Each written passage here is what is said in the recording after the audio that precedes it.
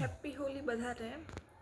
હોલીમાં કંઈ હેપી જેવું છે નહીં, કારણ કે શહેરમાં ગામડા જેવી મજા છે નહીં.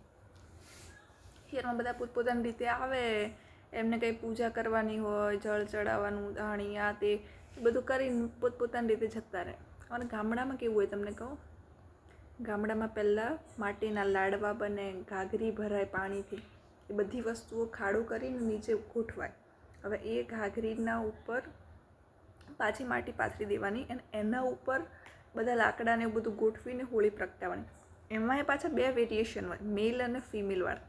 જે બી લાકડા હોય ને એ એક જગ્યાએ રાખાય, અને જે છાણાના હોળા પેલા શું કહેવાય એને, યાર હું ભૂલી ગઈ નામ, હોળાયા, અમે તો એવું કંઈ હોળાય, તો એ જે બનાવ્યા હોય ને આમ ગોળ ગોળ કાણા પાડીને ભરાઈને એ અલગ બનાવીએ, તો એ અલગ પ્રગટે એમ. એટલે અમારા ગામડામાં તો એવું કે ડોસો ને ડોસી ગયા.